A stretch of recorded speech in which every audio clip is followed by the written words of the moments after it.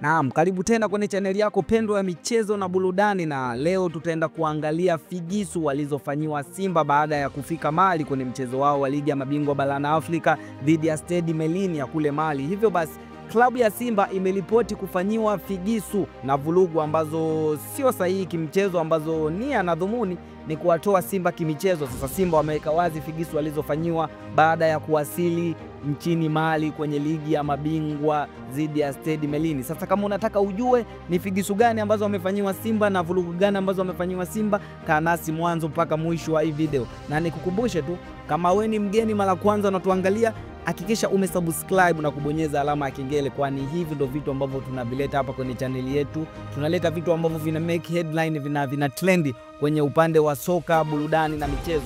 So kama wewe ni mpenzi wa burudani na michezo, hakikisha umesubscribe. Na leo tutaenda kuangalia upande wa Simba Sport Club kwenye ligi ya mabingwa, na tunakumbuka baada ya Simba kupoteza mchezo wa kwanza wa ligi ya mabingwa barani Afrika ambao ulipigwa jijini Dar es Salaam kwenye uwanja wa Benjamin William Mkapa dhidi ya Petro di Luanda, ambapo Simba waliambulia kichapo cha goli 1-0.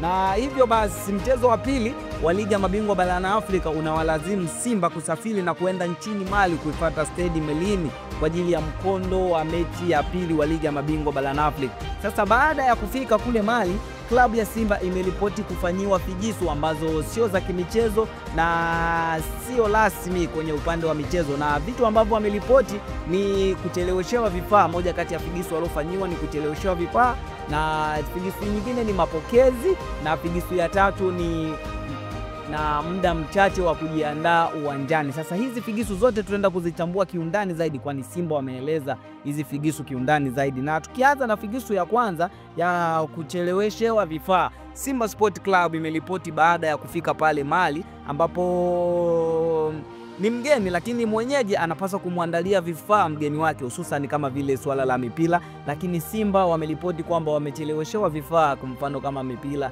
Hivyo basi na walazimu wenyewe kutumia mipira yao waliokuja nayo, ingawa ni michache, na hiyo ni moja kati ya figisu. Na figisu nyingine ni mapokezi. Tunajua kwamba Simba wamesafiri kutoka Dar es Salaam Tanzania kuelekea Mali kuifuata Stade Melini, lakini mapokezi hapa waliofanyiwa Simba yamekuwa sio mazuri na mazingira sio rafiki, kwani Simba Sport Club wamepelekwa kwenye sehemu ya kupumzikia, na maanisha kama hoteli ambayo haina hadhi ya kufikia klabu kubwa kama Simba Sport Club.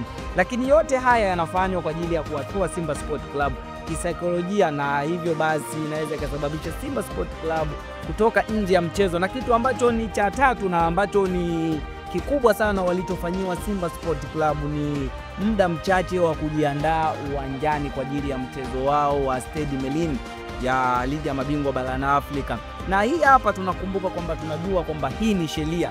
Mgeni anapofika uwanjani siku moja kabla ya mechi, mgeni anatakiwa kufanya mazoezi kwenye uwanja husika wa mechi. Lakini Simba alipewa muda mchache sana wa kujiandaa na muda mchache sana wa kufanya mazoezi kwenye kiwanja husika kabla ya mechi ya ligi ya mabingwa barani Afrika. Na hichi ndio kitu ambacho kimewauma sana Simba, kwani walipewa muda mchache sana wa kujiandaa kwenye mazoezi yao, na hii yote ni kuwatoa psychological Simba ili waweze kupoteza mchezo huo na wasiwe mazingira rafiki ya mchezo huo. Lakini hivi ni vitu ambavyo vimeripotiwa na klabu ya Simba kwamba ni figisu wamefanyiwa, lakini wenyewe wameweza kuzihandle hizi figisu na wapo fiti kwa ajili ya mchezo. Sasa tushuhudie nini kitatokea kwenye huo mchezo, na hivi ndio vitu ambavyo nilikuwa nataka tushare na wewe leo. So nakukumbusha tu, kama wewe ni mara yako ya kwanza unatuangalia, hakikisha umesubscribe na kubonyeza alama ya kengele ili uwe mwanafamilia wetu. Na mimi ni Tubone Media, hadi wakati mwingine, keep watching, bye bye.